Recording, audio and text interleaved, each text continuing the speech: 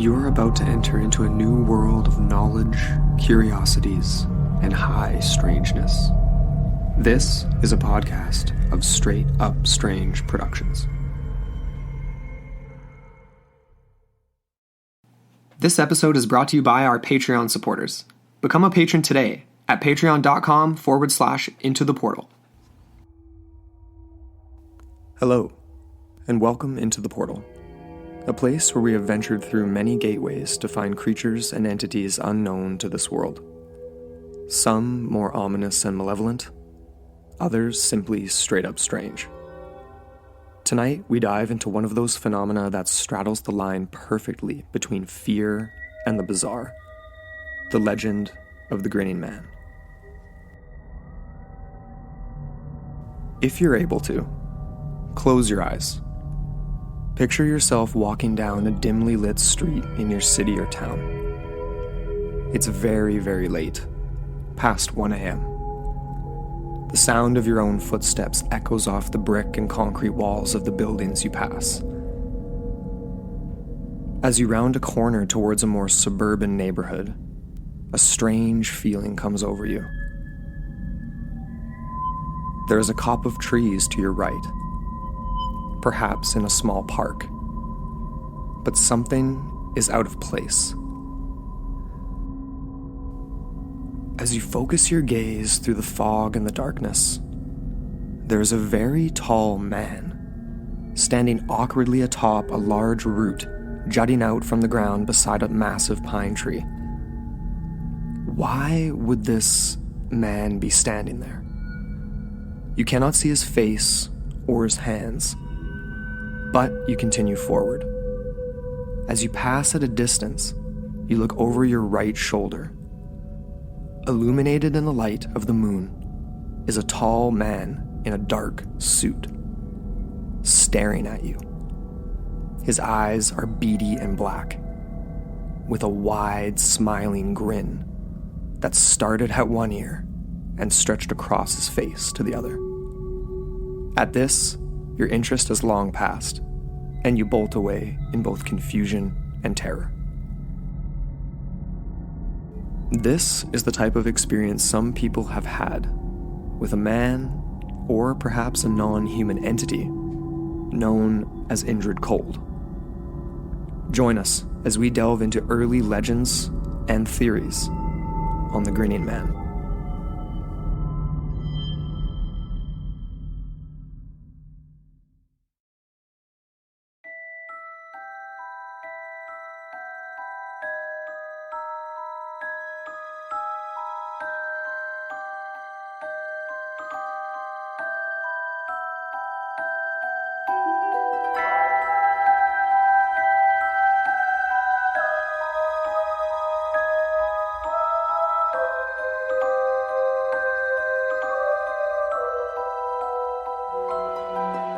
Hello, and welcome back into the portal. I'm Amber Ray. And I'm Andrew McKay. And we're back for all of you with a brand new episode. That's and right. I'm really, really excited about this one. Me too. It was actually suggested by our producer, Jordan Yu. So thank you for that. Definitely. Getting into some Grinning Man lore / Indrid Cold stories tonight. Oh yeah. This is like bread and butter into the portal kind of stuff. And yeah, really excited about it. Just a tiny, tiny, tiny little bit of housekeeping before we jump into it. We have a new patron. Gave a little shout out on the last episode, our last Film Friday. If you haven't listened to that, go check out 20,000 Leagues Under the Sea. But welcome to Jackie Ayers. Thank you so much for supporting us on Thank you, and welcome.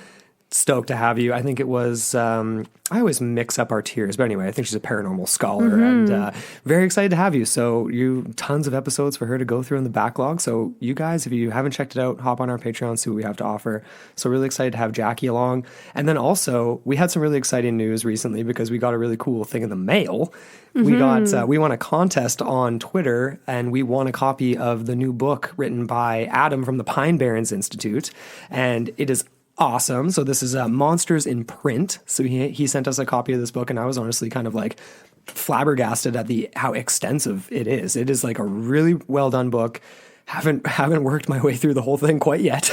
Lots of work to do. Oh yeah. But unbelievably stoked to have it. So like, thank you so much, Adam. Go check it out. Yes, definitely check it out. It came just in time because Into the Portal is taking a mini staycation, I guess. We're going up to Sparkling Hill tomorrow. A little local resort. Oh, it's amazing. Check it out if you haven't, because it's world class, and we're going to be there. And we're going to be reading Adam's book. We're also going to be reading Big Tim's book. Hell he yeah. sent us his comic all the way from Australia. Very cool. So cool. Gorilla My Dreams. I am in love with it already. It's hilarious, and it's really well written. It's like a character that pretty much anyone can identify with on a certain level. Hell yeah. And well written. The illustrations are amazing. I want the next one now, because wait. I'm pretty much almost done the first one, and I'm like, I'm hooked. I know. Totally. Another shout out we have too is to a Nick. So this is the brilliant mind behind the Etsy shop You Are Player One, and Nick has done some really, really cool designs. He's a 3D artist, a sculptor, and he's a toy maker, and he's made some custom designs for Kryptonaut, and he's done some monsters and themes from some of their episodes, like the Pool Pyramid.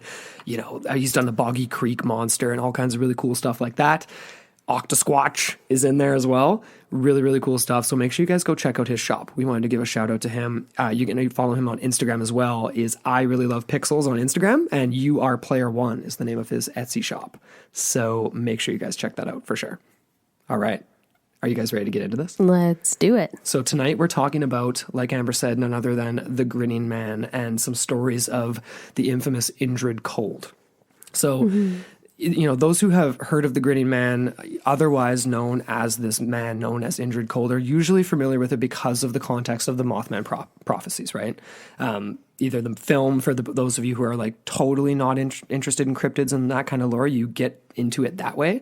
But it's associated with that Mothman and that phenomena, the tragedy of the Silver Bridge collapse that occurred in the 1960s.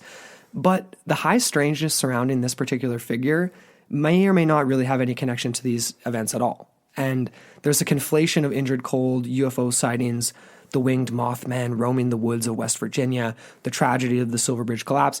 And this is something we're going to kind of put aside for this episode. We're going to save this for another day. And instead, we're going to focus entirely on the encounters with this mysterious and, in my opinion, downright terrifying in a way, figure known as Indrid Cold, and the lore that sort of sprung up around these obscure, unexplainable events from the 1960s that some have claimed to have connection to Men in Black and possibly alien phenomena as well. So that's what we're getting into. That's the chestnut of tonight's episode. That is the meat on the bone. Yeah. Because there is a lot you can talk about, much more beyond, to contextualize like everything that happened in Virginia in that period. And definitely in Mothman prophecies, in John Keel's works and all of that, it's all connected, man. But the thing is, for the just, the scope of this episode, we really just wanted to focus on this mysterious figure known as Indrid Cold. Yeah. It was a pretty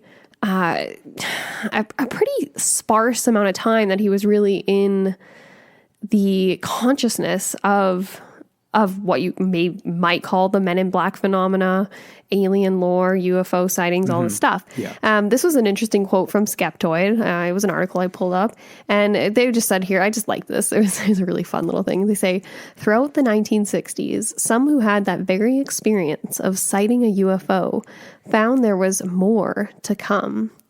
It came in the figure of a man, unnaturally tall, darkly tanned, dressed strangely in a long, shiny green metallic jacket, bald-headed and eerie looking. But his most distinctive feature is that from which his name comes, his bizarre ear-to-ear grin, like a silent shriek dashed across his face. And so, the Grinning Man, or Indrid Cold, as he so named himself to many of the people that witnessed him, well, not many, but the few that did. Right. Like we said before, this is inextricably tied up in the Mothman case, heavily reported by John Keel in the 1970s. And Keel was actually responsible for documenting possibly the very first encounter with this Grinning Man. And this occurred in 1966 and has since been re-reported on various 4chan websites in more modern times and throughout the internet. Before you get right into this, do you think we should maybe just try to give, even though we don't have it written into the notes here, a very brief John Keel kind of introduction? because there's some people, we haven't done a Mothman episode. Some people might have not listened to, say, the Astonishing Legends. Do you want to give a little some? I mean, I feel like we're both on this, I guess. I don't even know. I feel like you're maybe a little bit more adept with than me necessarily. But I mean, obviously, yeah, the figure that was he's the guy who was investigating the events in Point Pleasant, West Virginia, associated with the Mothman stuff, was getting weird phone calls. He's essentially Richard Gere in the Mothman Prophecies film, right? Which Amber hates. No, I'm not going to say I hated that movie. It was just a really strange interpretation of the book. No, I mean Richard Gere. You're not a fan of Richard Gere. Oh. Sorry. Oh, okay. That too. He's okay. Yeah, I don't know. Chicago, sure. All right, okay. Anyway, so I guess that's the basics of that. So it's like, that's who he was. Just so that, yeah. Yeah, Keel is definitely a central figure in ufology, and he did heavily investigate a lot of paranormal phenomena, including UFO sightings, alien phenomena, like, encounters, this Men in Black phenomena. And he followed up on a lot of this stuff in Point Pleasant. We are going to dive more into that in connection to Woody Derenberger. Yes. Because he's actually quite a pivotal character. Before we do any of that, though, I just thought it was really important to kind of start at the beginning of where these sightings these encounters or possibly the Grinning Man phenomena could have started. And this actually comes from, like I said before, 1966. It was New Jersey. And it came from two boys by the name of Martin and James, or Mouse and Jimmy, as they were so called. Yeah. And so this was reported by John Keel in one of his books that he wrote. I can't remember the name off the top of my head. But essentially what happened here was these two boys were just... they're walking down the street one night. It was pretty dark out. They were kind of nervous because apparently there had been a report earlier that day of a woman being chased by a tall man in a green outfit. Strange. Which sounds weird. When I just think about that right now, a grinning man with like a silent shriek from ear to ear, it reminds me just exactly of the Joker. Very green so. Suit. Come on, man. Metallic, shiny. Yeah. Anyways. So these two boys were walking. They're quite young, walking home at night. And essentially what happened here was they wrote in that they had seen a strange, tall man standing in the brush beneath this turnpike. It was just a really interesting situation because this was a very treacherously steep 30-foot slant running from a hectic turnpike. And this is where this man was. So he's essentially behind this tall wire fence that ran parallel to the route that the two boys were walking. The decline on the other side of the fence was so steep that the boys had never seen anyone attempt to scale it, nor had they ever seen anyone on the other side, because why would you be there? It makes no sense. So they happened to see this figure standing there very mysteriously, super ominous. And they were talking at the time, and then all of a sudden Jimmy noticed and he nudged Martin and said, "Who's that guy standing behind you?" God, just staring. So the guy turns around and there he is, just behind the fence, just standing there. He pivoted around and looked right at the two boys with this really weird big grin. Strange. Yeah. Strange. He was over 6 feet tall, dressed in a, quote, sparkling green coverall costume that shimmered and seemed to reflect the street lights. It also had a wide black belt around the waist. And he had a very dark complexion. Okay, that's going to be a theme here. Yeah. With little round eyes set very far apart, very beady. They didn't remember seeing any hair, which is another common theme. No ears, no nose. And they didn't notice his hands either. That's okay. So they basically booked it out of there. They were just kind of scared shitless. Right. And so as the report goes, this is kind of what happened. They didn't progress any further. They didn't have any communications with this man as far as the report goes. Sure. And this was the very first possible sighting of what might be known as Indrid Cold. Bizarre, hey? Because it's such a, I mean, yeah, it's like that could really be anything, but it is, there's so much crossover with obviously, yeah, the outfit and the grin and just that feeling that people get. Even though a lot of the things that are said by this entity, individual, whatever you want to call it, him, they, whatever, isn't exactly malevolent. No. And we'll get into that, but it's still extremely ominous. Very weird. Regardless. It's just strange. And it freaks me out. It's going to get a lot more strange, though. And we're going to get into the case of this guy, Woody Derenberger, and Woodrow Wilson. not the president of the United States during the First World War. Woodrow Wilson Derenberger, a 50-year-old sewing machine salesman. What a career, hey? He was driving home from Marietta, this is in Ohio, to Mineral Wells, West Virginia. And this was the night of November 2nd, 1966. And he had this very, very bizarre experience. So strange, in fact, that basically he reported it the next day and it ended up on TV. WTAP television in Ohio. He went on there to recount his tale. And this is what he had to say. So he said, "I'm a salesman and I drive a truck. And last night, shortly after 7 p.m., I was coming from Marietta, Ohio, coming down Interstate 77. And just before I came to the intersection of Route 47, there was a car past me, overtaking me from behind. And following closely behind this car was this unidentified flying object. And as the car behind passed me, this object was following close behind it and swerved directly in front of my truck, turning crosswise. And when it turned crosswise, it slowed down. It started slowing down not abruptly or too fast, but gave me plenty of time to step on my brakes and slow down with it. As if it wanted him to slow down, obviously, right? It's coaxing him into it.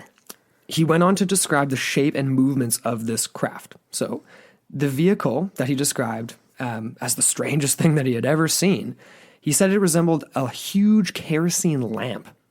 Very, very, that's sort of a weird shape, eh? We've got a kerosene lamp on our porch here. But I think it must be a different shape he's describing. Yeah, there's lots of different shapes. Some of them are more like globe-like. Some of them are more just like elongated, kind of saucer-shaped. Right. It depends what kind. Like he doesn't go into much more descriptor. No, than that. Unfortunately not. But needless to say, he's describing non-ballistic motion. Like it passes by his truck, turns sideways, blocking both lanes of the highway, and causing both vehicles that, the one that had passed him and his, to come to a complete stop. So as soon, and this continues on from what he was saying in the interview on TV, as soon as I had stopped, there was a door opened in the side of this vehicle that had passed him. And this man stepped out and came directly to me, came to the truck. He walked to the right-hand side of the truck and he told me to roll down the window. He asked me to roll down the window on the right-hand side of the truck, and I'd done what he asked. And this man stood there. At first he asked me what I was called. I'm just going to go ahead and say that's weird phrasing, right? He asked what I was called. I mean, I would have responded as human, probably, anyway. And I knew he meant my name, and I told him my name. And then he asked me, he said, "Why are you frightened?" He said, "Don't be frightened. We wish you no harm." He said, "We mean you no harm. We wish you only happiness." And I told him my name, and when I told him my name, he said his was Cold. That was the name he was called by. Cold. Called by. Interesting, right? Yeah. So he described how Cold was dressed in a dark suit and wearing an oddly wide grin. A dark suit, eh? So this strange entity, right, also related. Let me rephrase this. So this, whatever you want to call this thing, whether it's a man, an entity, whatever, it told him that he was a seeker named Cold. That's kind of a kicker, right? He was communicating allegedly with Derenberger telepathically. This is something we've come across in a few different episodes, and it's almost like the person experiencing it doesn't realize it until halfway through this conversation that they're having in their head with this entity. But this is what happened to Woody. A seeker. So what's he seeking? Let's chat about that for just a second here, because that's exactly the question. A seeker of what? You're not playing on a Quidditch team here. Like, no. what are you looking for? Right? That's just it. Yeah. This was a very interesting, initial encounter that Woody had. He would go on to have more, or so he claimed. And to be honest, I don't doubt the veracity of his belief. I'm kind of on the fence, obviously on the who wouldn't be on the fence as to whether or not, because his claims do get more fantastical. They do. They get a little more extreme. Exactly. But it is the phrasing of all of it, though, that is kind of strange. It's like if this is just some kind of trucker making something up, the phraseology is not it doesn't seem like that matches up to me. You know what I mean? Like, it seems like somebody who would be like a science fiction writer that would come up with that sort of phrasing. That's exactly what it all comes down to. Woody, he's a very interesting bird, and we're going to have more discussion on him in a later part of this episode too. But right now we're going to focus on the cold experiences. Focusing on the cold, indeed. Put your sweaters on, people. Winter is coming. Winter is coming.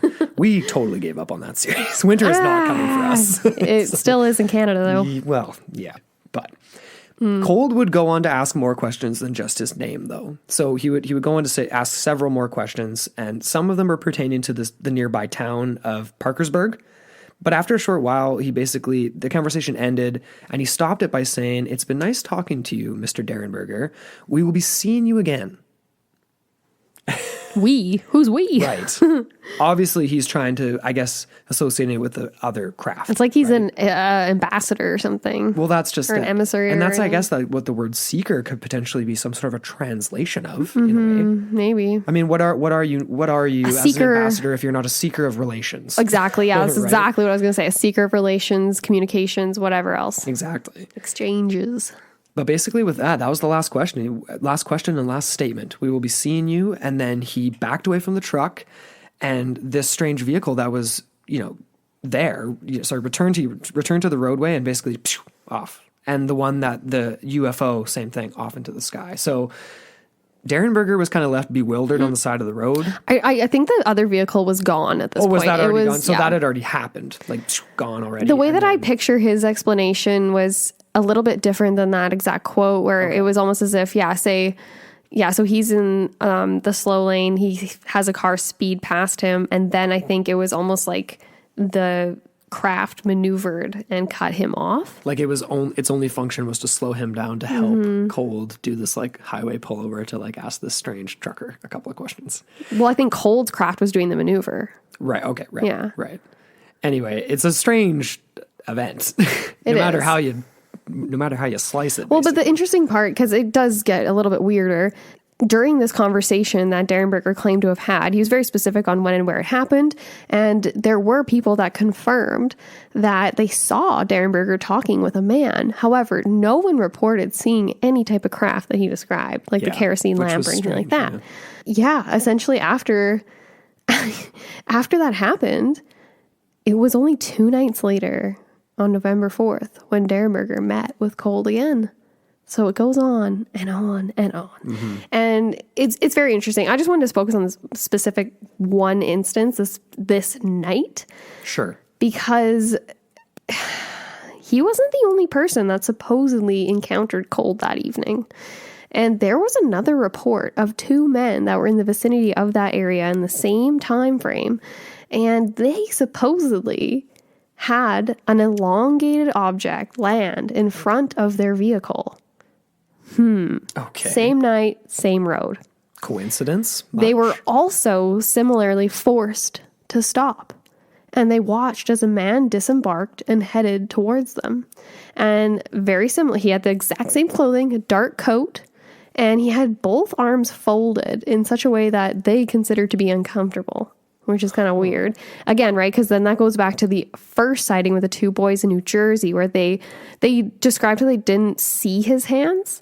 And so it's a weird thing with the arms. There's something going on with these appendages. Yeah, I don't know what. But essentially, he asked them a bunch of questions that they considered pointless before returning to his craft and took off.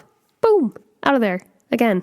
So, Derenberger, I don't think he was alone that night. I think there was someone with him. I think witnesses might have even been, I'm thinking like, what if there's some type of camouflage, or if it was on the shoulder enough that people driving by just casually wouldn't have even noticed it? I don't know. But I wanted to connect this even further because there was another encounter in the countryside of Point Pleasant. This was during the same period, and it involves a family called the Lilly family. It's kind of strange the way they describe this because they reported seeing, quote, poltergeist activity in their home. Okay. Things like diamond-shaped lights. Yeah. Okay. They chalked it up to poltergeist activity, not necessarily. They said it was blue lights, green ones, red ones, things that changed color. actually, okay, so they saw them around the house and outside the house. Okay. So some were so low that they were, so this is outside the window. Some of these lights were so low, this is a quote, that we thought we could see diamond-shaped windows in them, and none of them made any noise at all. So they're almost like tiny little craft. Exactly. But just to connect it back even just a little bit more concretely to Indrid Cold at this time, Yes. the Lily's daughter, Linda, was actually sleeping in her room one night and awoke to see a man standing over her. A very, very big man, she said. Very broad. I couldn't see his face very well, but I could see he was grinning at me. He walked around the bed and stood right over me. I screamed and hid under the covers. And when I looked again, he was gone. So, Indrid Cold's making weird appearances in the countryside, in farm homes. He's talking to randos on the highway. He encounters Derenberger. And if you want to take this all as truth or semi-truth or whatever, things that potentially actually happened, he seemed to have chosen Derenberger as his, I don't even know what you call it, his contactee? Sure. No, that's a perfect way to phrase it. And and with all this and with that note, as you know, using that terminology, contactee, like I'm very much already leaning that way, right? Like that this is obviously a very much an extraterrestrial phenomenon of some sort, because there's so many parallels. And I was just recently listening to the Abduction at Devil's Den episode of Astonishing Legends, really good interview they do on there. And I'm not going to give it all away, but it's very similar to a lot of abductions where, you know, it's the memories of what's happening to like an abductee and things like that. It's as if the creatures or the entities and things like that, they just don't get us. Right? I mean, you know what I mean? So it's like they might be advanced and all these things, but they don't understand the nuances of being a human. And that's why when I read something like this, or you give me this story right now, like he's a broad man that's just sort of ominously standing over a little girl's bed, but then there's these sightings where he talks to Derenberger and at his car and stuff like that. That matches up to me. Like it's a creature that doesn't quite get the social order of things and like what is like acceptable and what isn't acceptable, except in this instance, it doesn't happen to be like implanting little metal objects in you or something like that. Yeah, exactly. It's a little bit more, less diplomatic, less shitty. Yeah. And he even we didn't get into the details of the conversation with Derenberger, but he did just ask again some really mundane questions. He was asking about like the population of the city nearby, how far away it was, all this stuff. And it's like, do you really need that information from, like, you might think that he would be capable of attaining that in some other way, but maybe not. It's just small talk. It's just like weird interdimensional person small talk, like trying to sound normal, but you don't sound normal. Yeah, You know maybe. He's like, I'm just trying to be cool, man. Yeah. I don't know. Is there a Ralph's around here or something? Or looks like it's going to rain later. Yeah. I don't know. But of course, like I already said, it seemed like Derenberger would become this focal point for the Indrid Cold specific phenomena. And he actually did go on, like we already alluded to. He related a very fantastic tale about his adventures, plural, with this figure known as Cold. plural emphasis on Adventures. All right. So yeah, he made many claims that Cold actually admitted, this is all obviously through telepathic communication, that he was an alien. He was from a planet called Lanulos within a galaxy that was known as Ganymedes. Ganymedes? Ganymedes. Ganymedes. I wish. Gene Medes. Let's go with that. Shout out to Gene. Yeah, this has to happen at least once in an episode. Yeah, just to rub the salt in the wounds of all the people who hate that we mispronounce everything. Whatever. So just for you. We can't please everyone. I'm sorry. But anyway, so he's from this distant galaxy. More than that, however, Derenberger would go on to claim that he had been to Lanulos. He had traveled with him in a spaceship, and he had had many other adventures, including other Lanulosians, as they're so called.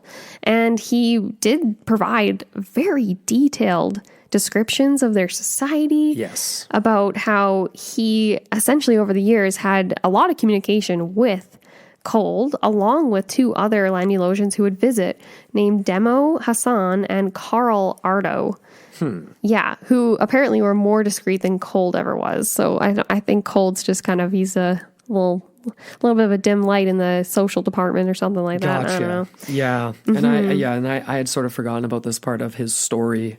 And to me, like, what is your take on that? Like, when you read that, like, what do you think? Because it's a little more fantastical than the regular abductee. Yeah, you mean like a whole continuation, the whole world that he either constructed in his imagination or has had the utmost magical experience of that no one else in this world. Well, no, I'm not going to say no one else in this world, because there are other people that do make a lot of fantastical claims too that are along similar lines. Yeah, not how about quite the same? The founder of the Church of Scientology. Sure, there you go. Throw that one out there. Well, it matches up with this pretty well, doesn't it? It does. Yeah, no, I'm not saying it doesn't, but it goes on and it gets even better. We've got a lot more details on Cold and his planet of the Lanulosians. But first, a quick promo break. When I was 12 years old, I saw something in the sky that I couldn't explain, and I've been searching for answers ever since. And now, I want you to join me on that search. I'm Ryan Sprague, the host of the Somewhere in the Skies podcast. You'll hear from researchers, experiencers, and individuals in all walks of life as we sit down and talk all about UFOs, the paranormal, and just plain weird. From the Antica Podcast Network, it's the Somewhere in the Skies podcast. Available now on iTunes, Stitcher, Google Play, iHeartRadio, and at somewhereintheskies.com. Remember, keep your feet on the ground, but never stop searching somewhere in the skies. And we're back. All right, so let's get back into the physical description and try to break this down a little bit more. Let's talk about the suit. You cool with that? Let's do it. All right. First, I mean, we talked about this already. So, like, the first instance of this involving the two boys, right? That was later connected to Derenberger's experience. You know, just the same description. Over 6 feet tall, this broad-shouldered individual wearing, in the first account, a shimmering green jumpsuit-like thing going on, which sounds distinctly extraterrestrial in my mind, at least in terms of like science fiction sort of imaginings of what an extraterrestrial might be, and or possibly reptilian if you're associating shimmering green. You know what I'm saying? Like, it just sort of vibes with that. Derenberger described how initially he thought Cold was wearing a suit, but he didn't describe green specifically. But he just said underneath, like an overcoat, he could see some sort of shimmering material. So this was a quote from him. As the distance shortened, Derenberger noted that this man had a dark overcoat on, and beneath that he wore a metallic-looking uniform that was green and glistened in the limited light. So I guess not exactly the same description, but he is, I guess it's still, we still got the green there. This metallic-looking uniform, this like harkens back to like the silver swimmers in like Lake Baikal and stuff like that too. What is with these strange entities wearing shiny suits? I don't know. Might have special powers. It's just like the fashion suit of choice. It's like Zoltan from Dude, Where's My Car? Okay.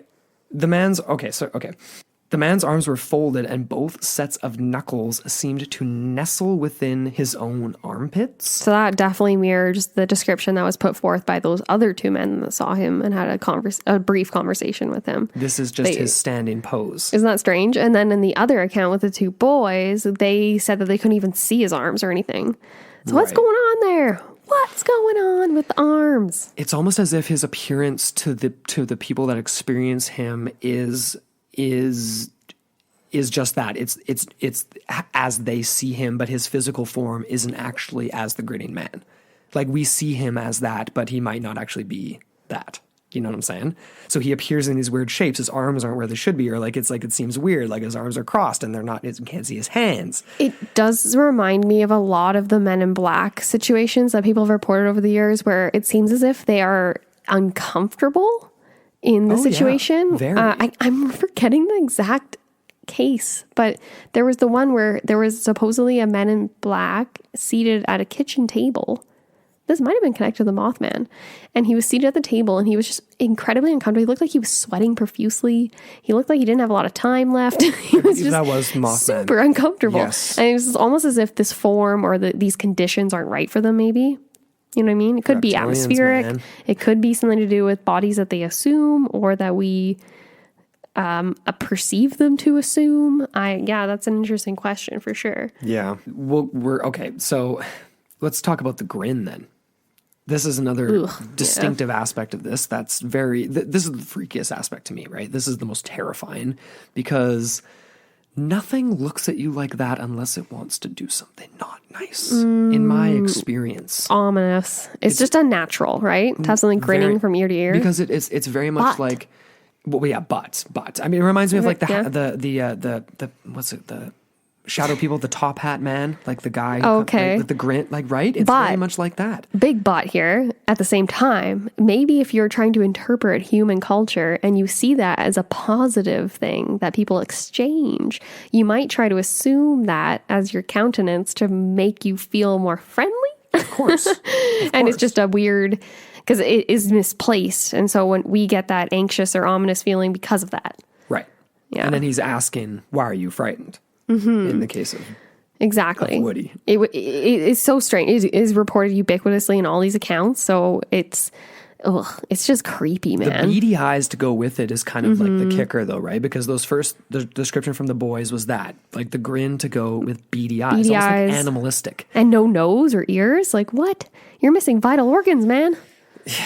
Yeah, it does sound like an assumed or maybe it's more like a Voldemort type of appearance, right? Where everything's folded back and you don't really have a nose. It's just kind of like two slits. What about the telepathic communications? What's your take on that? That again kind of points to some sort of extraterrestrial or out of this world sort of phenomena, or everyone's just going crazy. Derenberger was the one that reported this most profusely, but there were others that reported similar phenomena with characters known as Men in Black. Right. And yeah, that's where we're going to get into a bit of a comparison and possible connections to the Men in Black phenomena in relation to Indrid Cold. And interestingly enough, there was a couple cases. I didn't want to pull up too much on this, just like a brief little, foray so that we can kind of do a comparison. But there were a few, and it was kind of funny. I pulled up this one little bitty from history.com, which hasn't always been the most reputable source for us because they do tend to just outright plagiarize other sites. That being said, the information contained within them, even though sourced from other material, is generally okay. Usually pretty good. Sometimes we have to do extra fact checking, obviously. And it was just fun because immediately, first thing off the bat in this article, they reference the Maury Island incident. And we've covered this on the show before. Yes. And so I was kind of like, jog my memory. Yep, we're going back to Harold Dahl. Yeah, that's right. It involved this guy, Harold Dahl, his dog, his unfortunate dog, and another individual named Fred Chrisman. And this was in this bay near an island known as Maury Island. And this was a UFO encounter. It was very strange. It was bizarre. It was essentially a series of craft, and they seemed to be dropping this strange, shiny metallic material and the slag-like material as well. But the next day, or I should say early the next morning, Dahl actually had an encounter with what he referred to as a very weird figure that could be known as a man in black. And this person showed up at his door very early, and he was in a blacked out Lincoln. He's wearing an all black suit. He was strangely tanned, had a hat on, sunglasses, all this weird stuff. And he took him for this bizarre breakfast at a diner. And while they were eating, I don't even think he was eating. I think it was just Derenberger. Yeah. And he was relating all of these details about the previous day's encounter and how it was just bizarre how much he knew about it. It was just strange, right? So he said, what I have said is proof to you that I know a great deal more about this experience of yours than you will want to believe. And this was a quote from Gray Barker's 1956 book, They Knew Too Much About Flying Saucers. Yeah. And I will just say right off the bat, Fred and Harold were definitely embroiled in a lot of just controversy, and a lot of people doubted their claims of veracity. It was investigated by that other really prominent ufologist. The name Kenneth Arnold. Arnold, that's it. Yeah.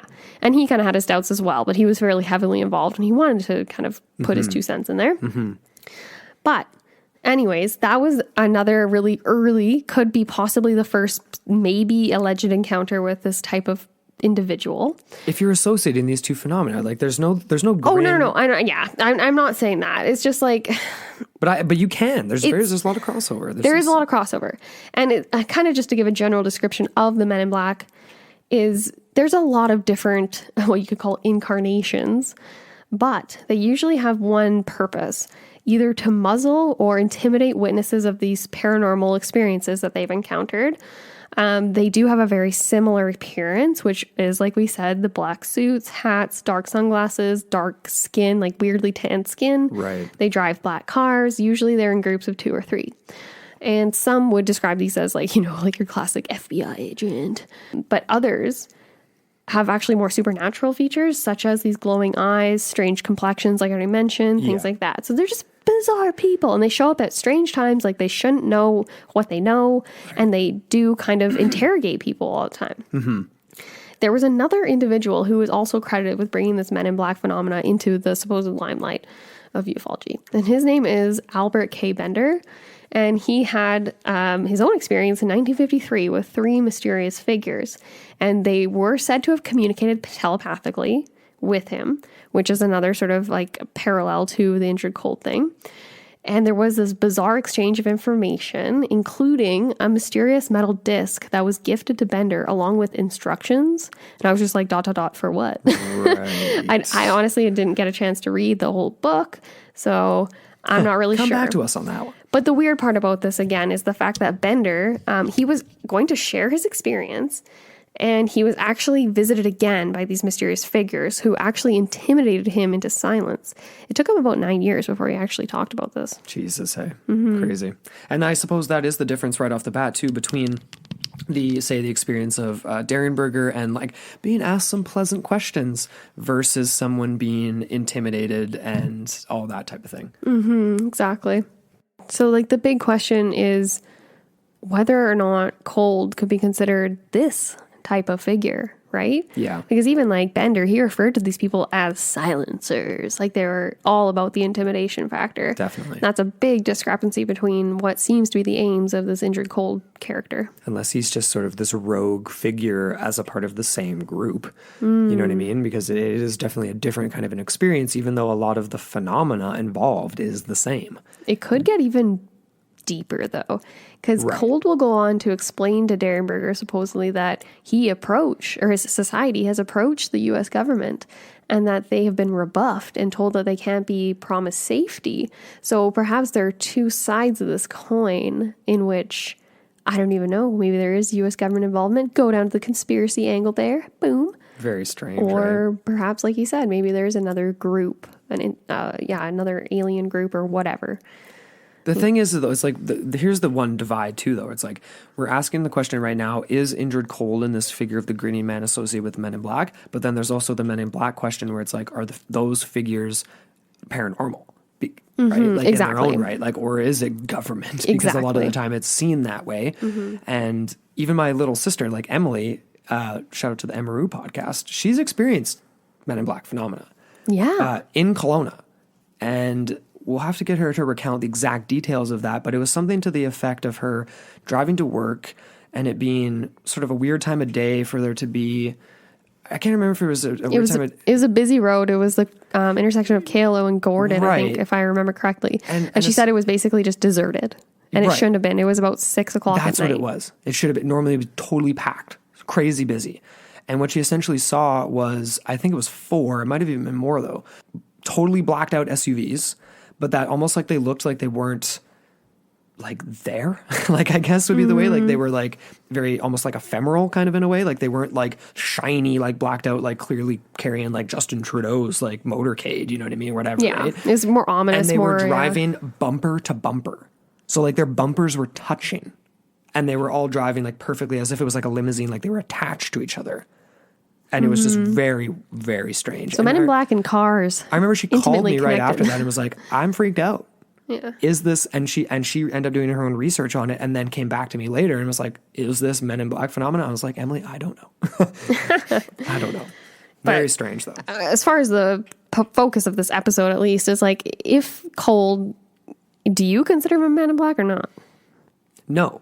He's not intimidating. He's not. Exactly. He's not. I'm kind of leaning away from that myself too. He's a seeker, not a silencer. Yeah, exactly. So if that's the case, then is he some other interstellar intrepid? I don't know. Okay, well, he's an interloper from the far reaches of the galaxy of Lanulos. Indeed. Or Lanulos or Ganymedes. Lanulos, Ganymedes. The planet of Lanulos in the galaxy of Ganymedes.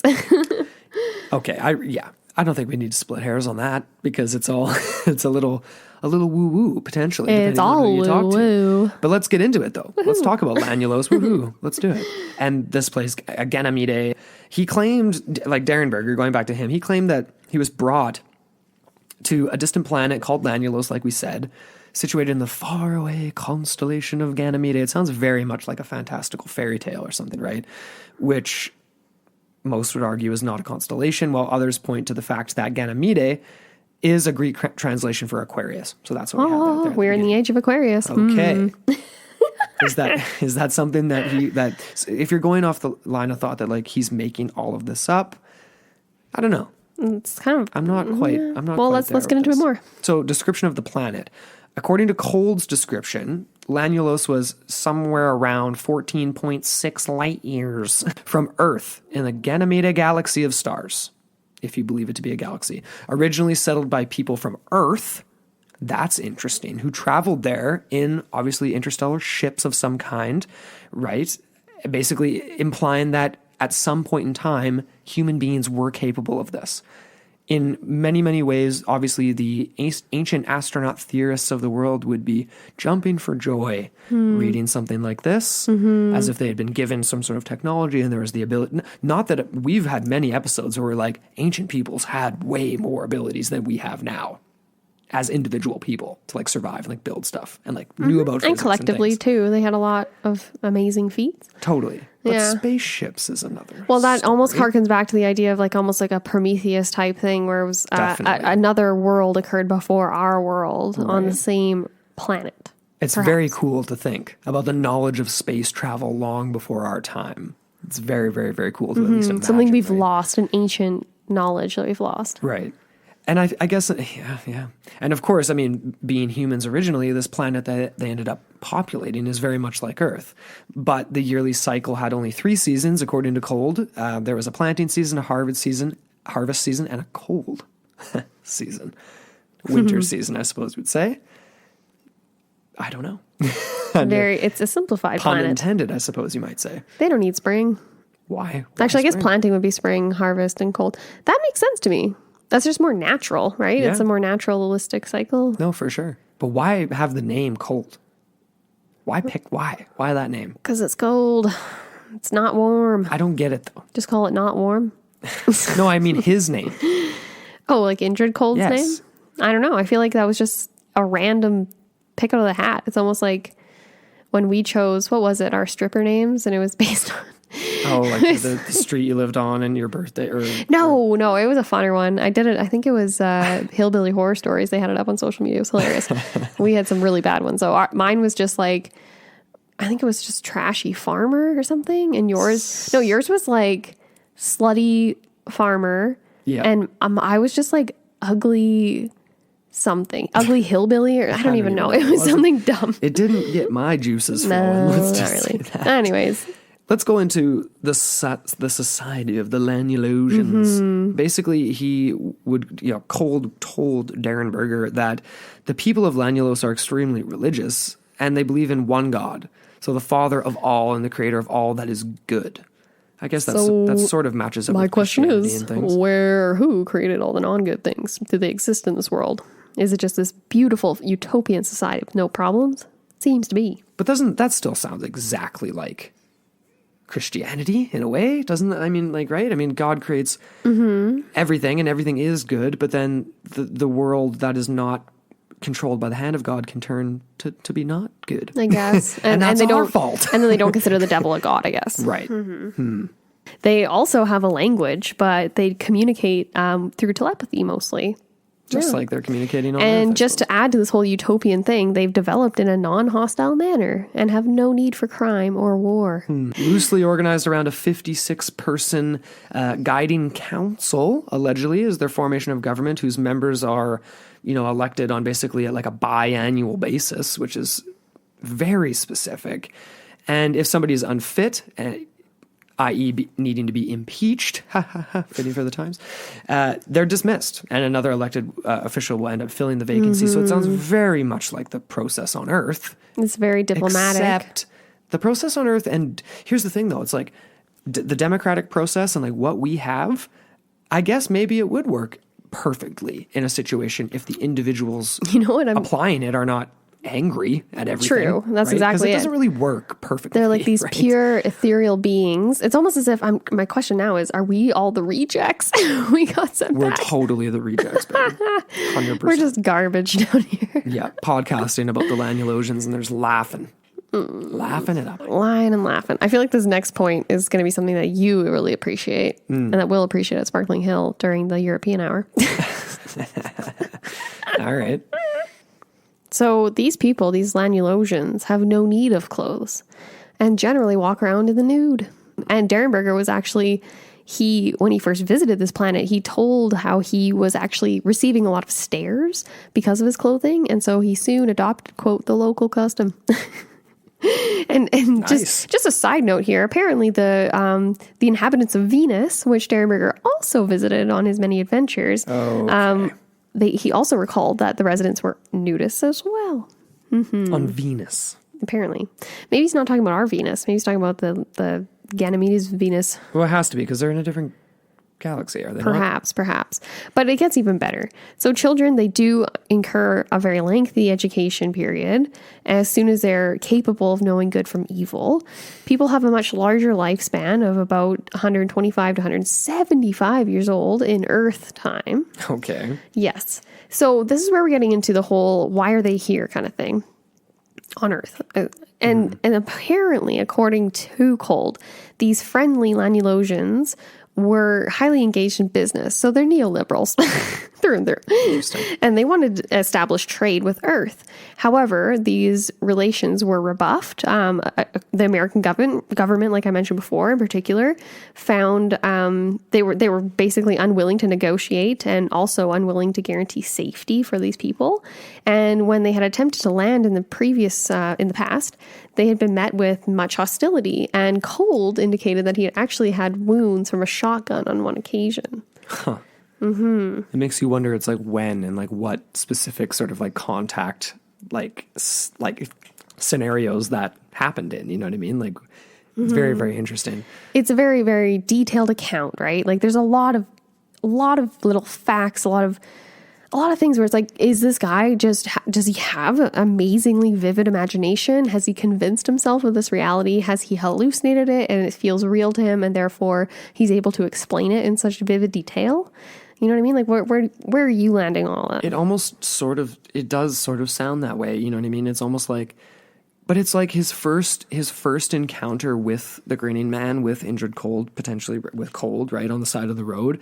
That was far less fantastical than obviously like what we're describing now. So it's almost as if it sort of started maybe in a more legit way, like it was an actual interaction, and then the rest of this is coming as just a byproduct of this relationship. Like just maybe this is all happening in his head. He never actually went to Lanulos. He never went anywhere. This is all being projected into his mind. Perhaps. And you have to wonder too, because this comes from his book, right? It was called Visitors from Lanulos, and he didn't co-author it, but he rather like more so related his tale to an author named Harold W. Hubbard.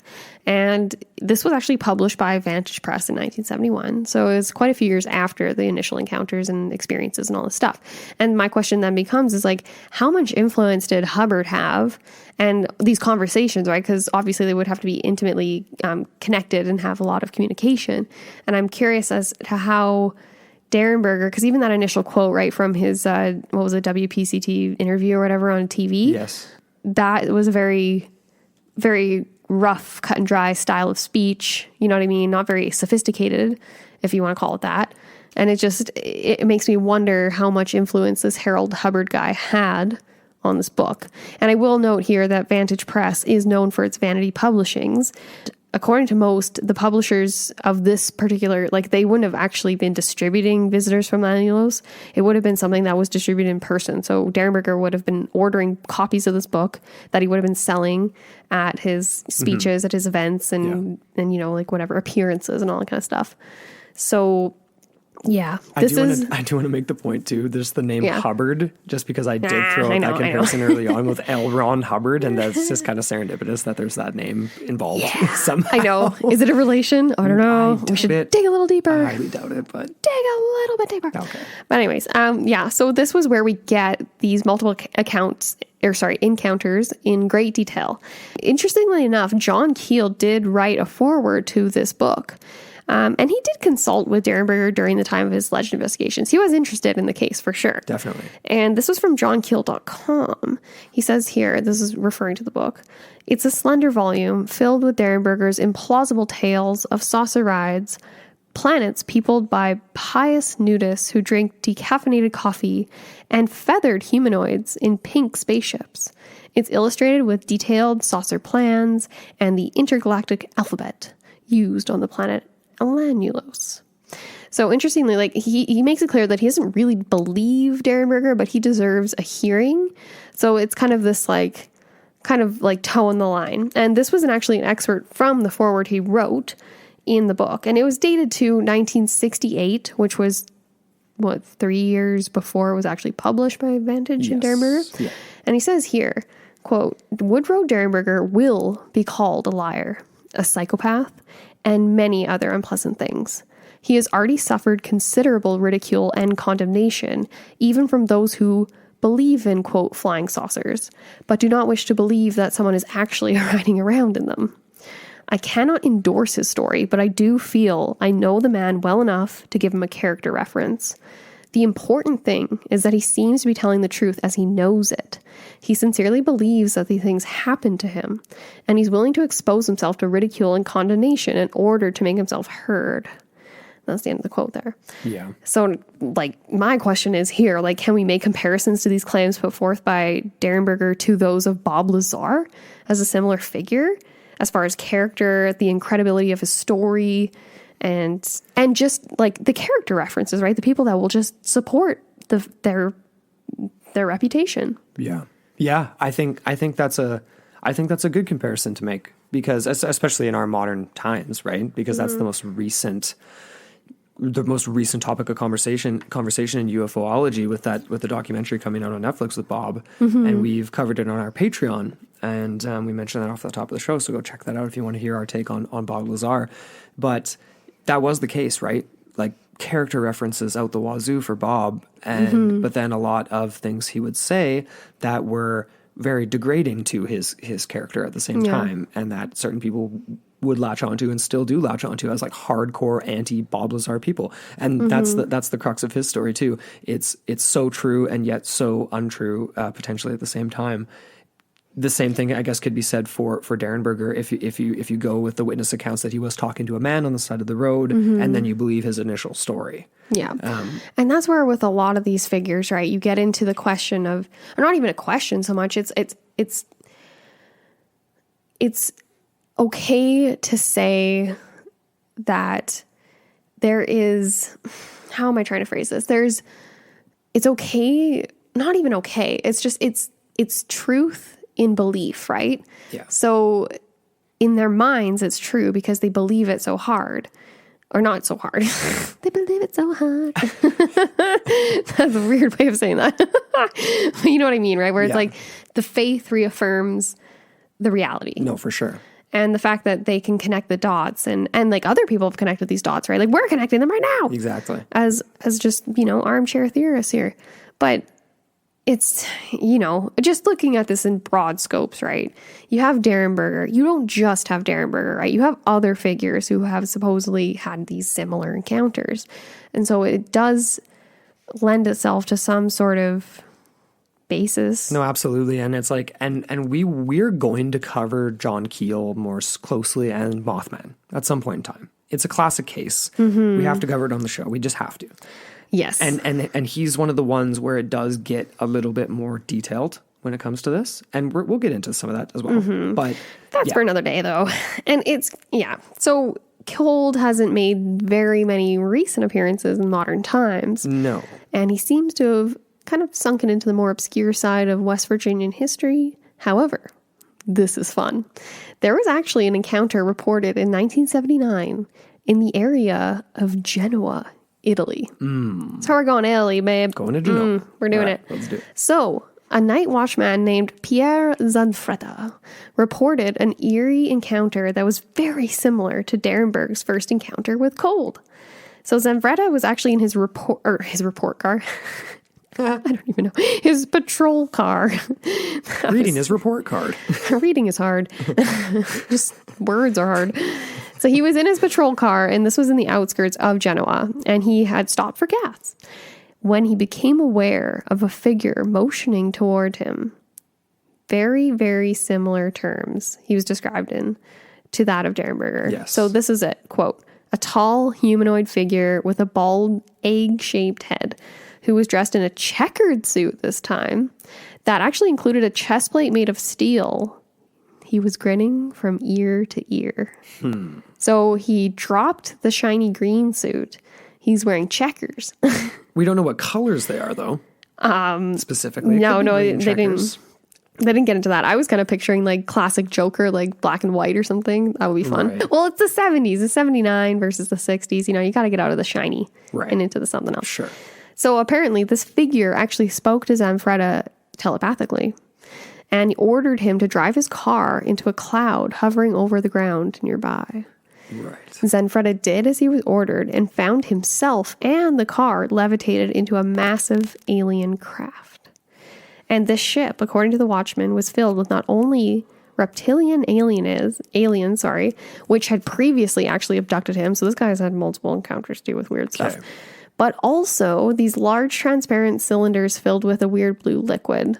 And one of these cylinders was said to have contained a frog-shaped body, which the aliens explained was, quote, an enemy from another planet. Strange stuff. Oh, wow. So he's basically motioned into a cloud, levitated into a craft by a man known as Indrid Cold. Or sorry, not Indrid Cold, but reminiscent of Indrid Cold. Right. Only to find himself in a reptilian-filled alien spacecraft. Pretty nuts, man. Pretty nuts. Love it. Just High strangeness right here. very much so high strangeness. But at the same time, just to sort of like take back a tiny bit of the strangeness of that, even though, I mean, it's sort of hard to do.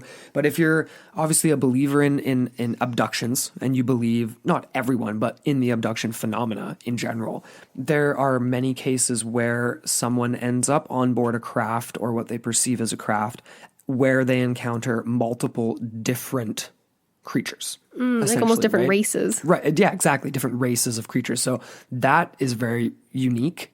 And that's really weird about this scenario. It's got the Indrid Cold humanoid figure. That's the description that's different here from some of the earlier ones where it's like clearly a man, but then a man with a weird grin.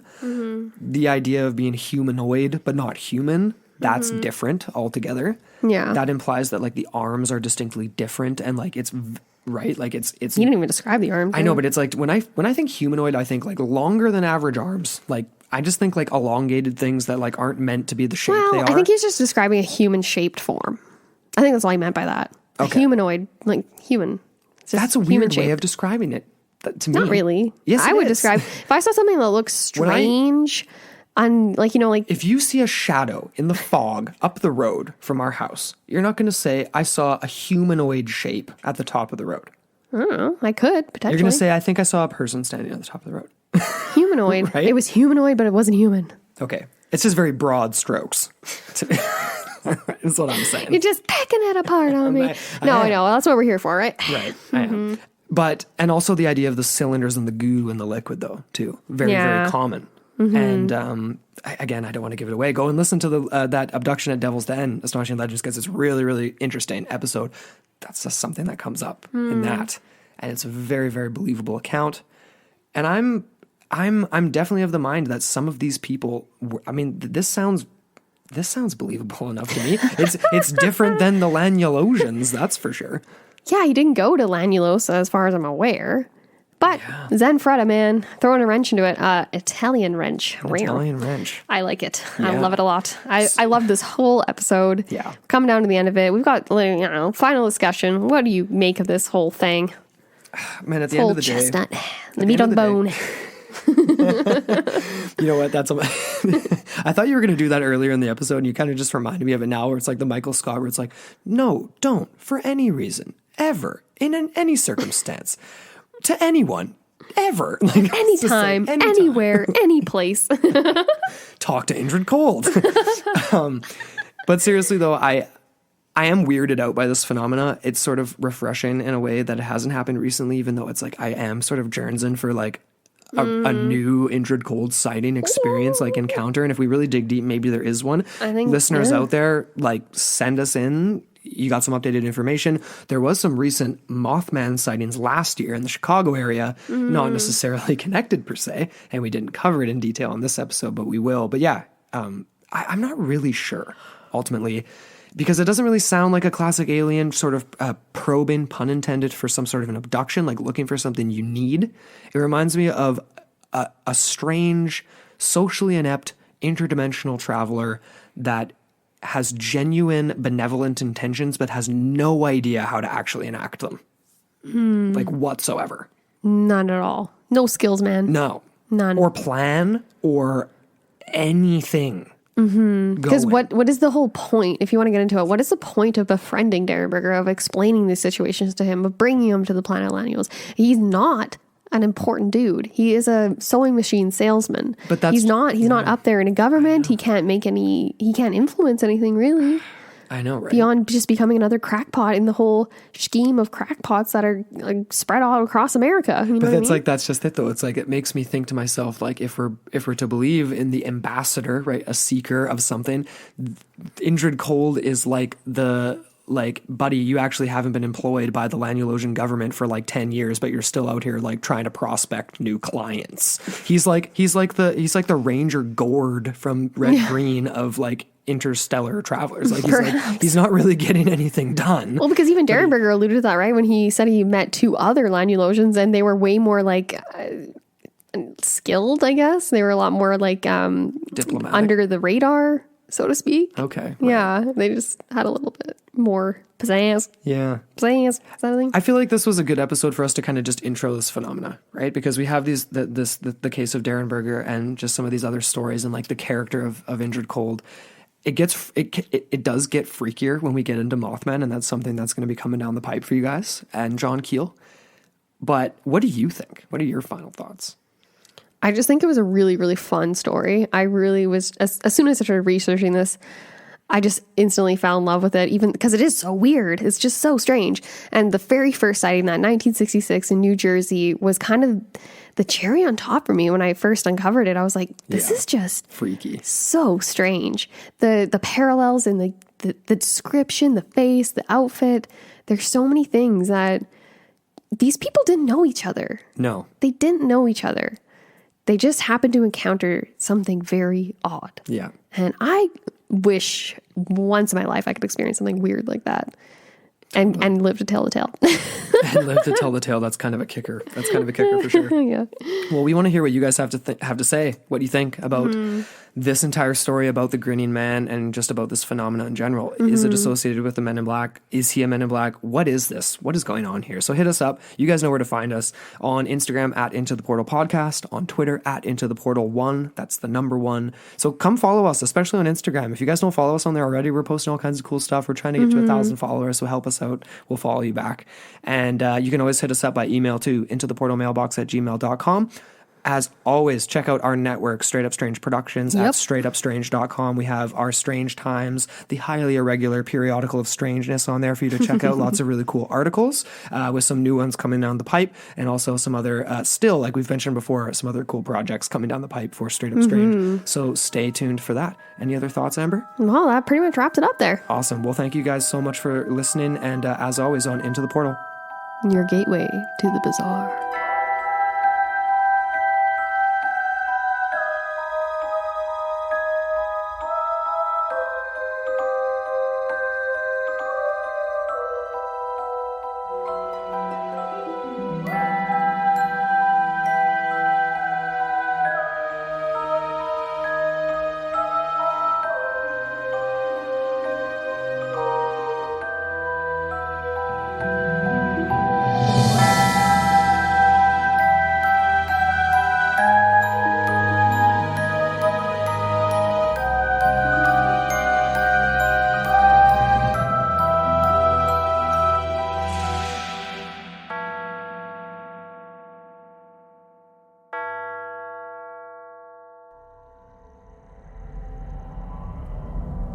This podcast is a part of Straight Up Strange Productions. Discover more shows like this one at straightupstrange.com.